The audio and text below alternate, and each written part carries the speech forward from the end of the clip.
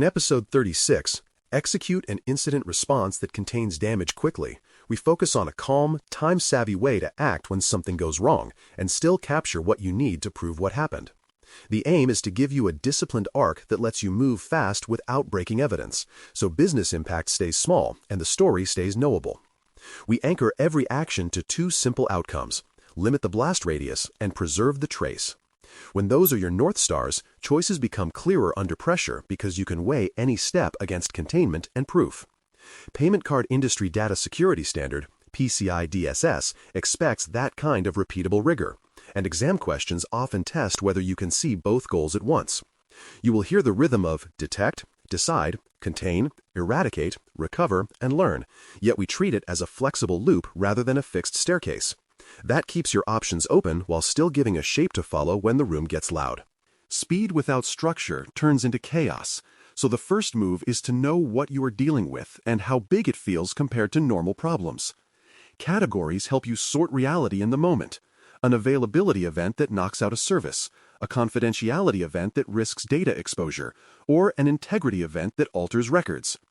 Plain severity bands keep that map honest, and they are easier to use when tied to measurable triggers like number of systems affected, sensitivity of data involved, or time since first detection. Decision thresholds turn that map into motion by saying when to escalate and to whom, so you are not guessing about authority at 2 in the morning. Clear routes remove social friction: who takes point, who approves containment that might disrupt revenue, who notifies leadership. The result is a quiet confidence that your next call is both necessary and bounded. A plan only works if someone owns it at the exact minute it is needed, so on-call coverage and contact trees matter more than clever charts. Name a single incident lead per shift who has the authority to page responders and to hold the line on scope. Pair that with a deputy who owns logistics, note-taking, and timekeeping, because clarity improves when one person drives action and another protects the record. Make the contact tree short, readable, and current, with direct numbers that skip reception desks and queues. Grant pre-approved authority to take specific actions when the clock is bleeding, like isolating a host or disabling a service account. And write that authority in simple language so no one hesitates. When people know they are allowed to act and know whom to wake up next, you reduce the lag that turns a small spill into a floor-wide flood. That is how control becomes speed.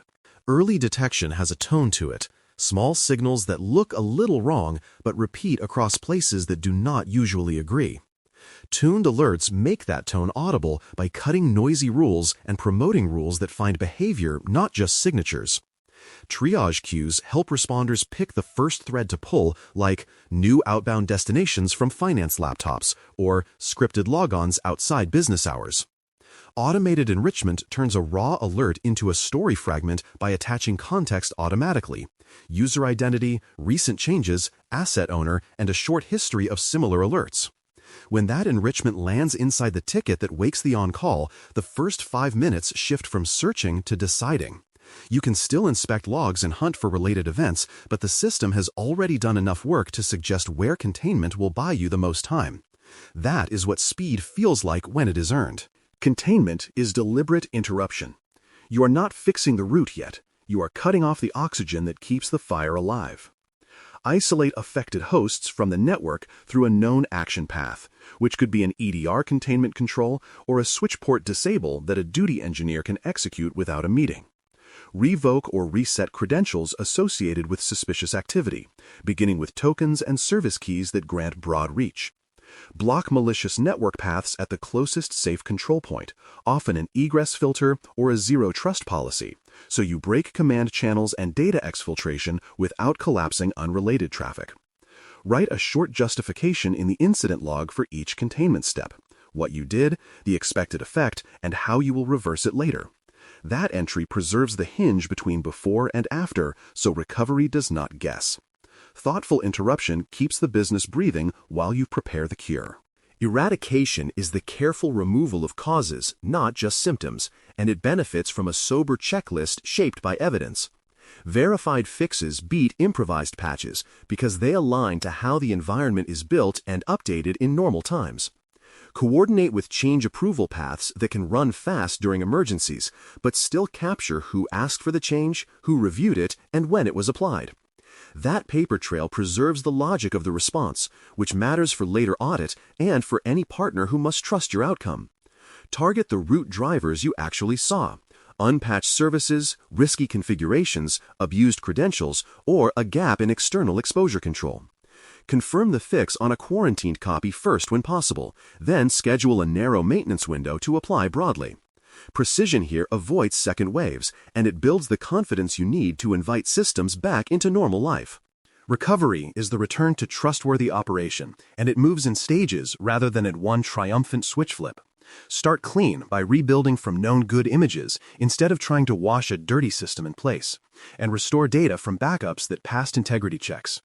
Reactivate services in a controlled order, watching load, error rates, and logs with extra care during the first minutes to catch regressions.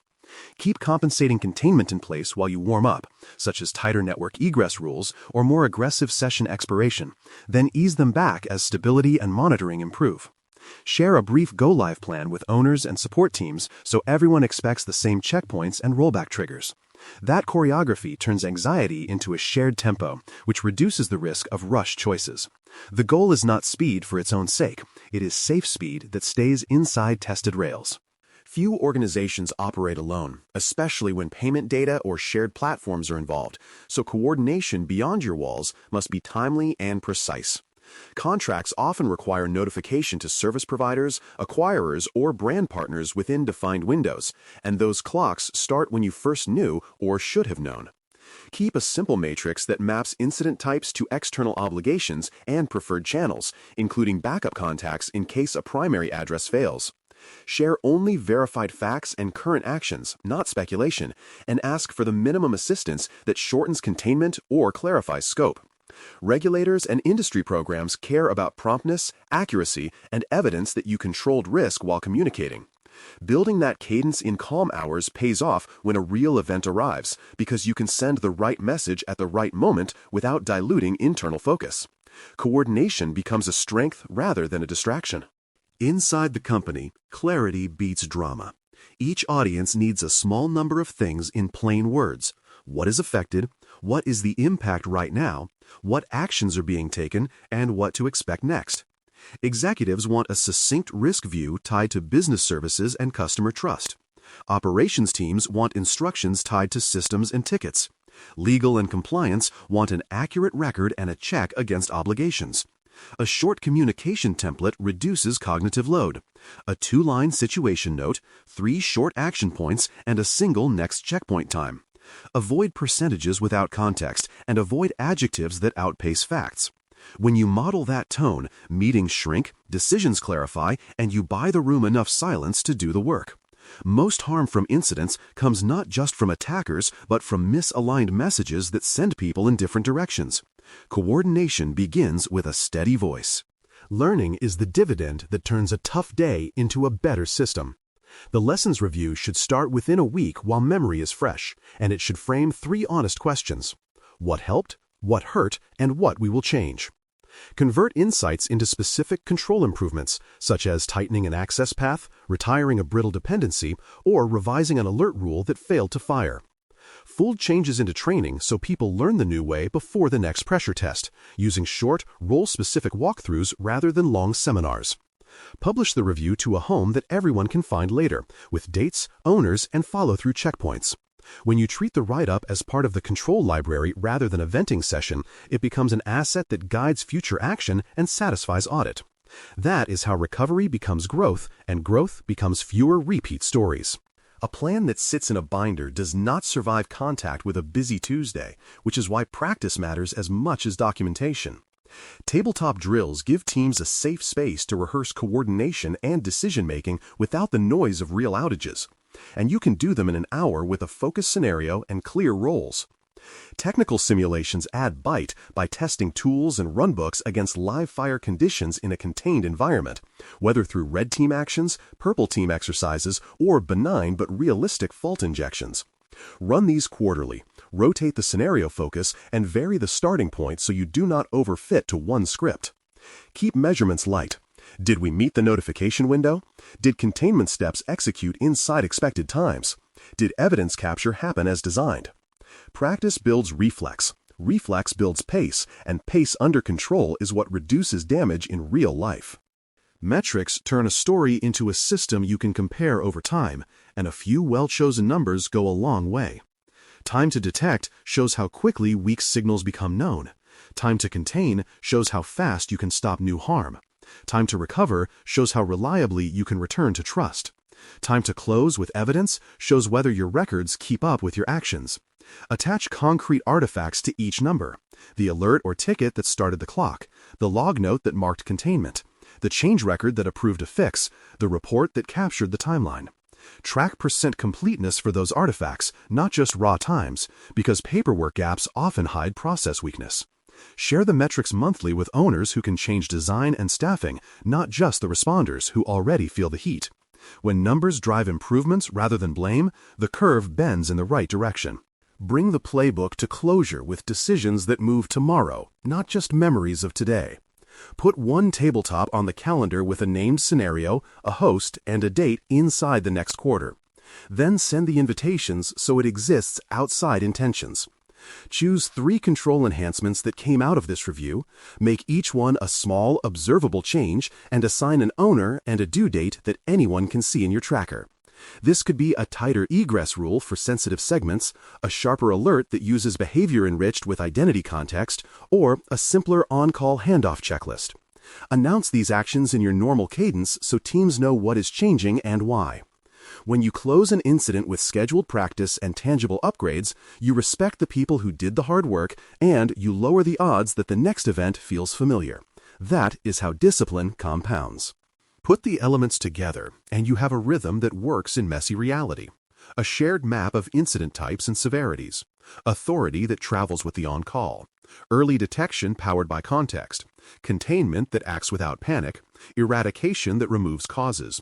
Recovery that returns trust in stages. And learning that hardens the whole system. Coordination outside your walls becomes part of the plan rather than an interruption. Internal communication grows shorter and clearer, and metrics tell you whether confidence is earned. The payment card industry data security standard cares about that full chain, because it protects not only the data, but the ability to show control under stress. When you practice this arc and keep it light enough to use, you deliver speed and proof at the same time. That is the heart of incident response that truly contains damage, and it is a habit you can build. Thanks for listening. For more audio courses, daily newsletters, and more, please visit baremetalcyber.com.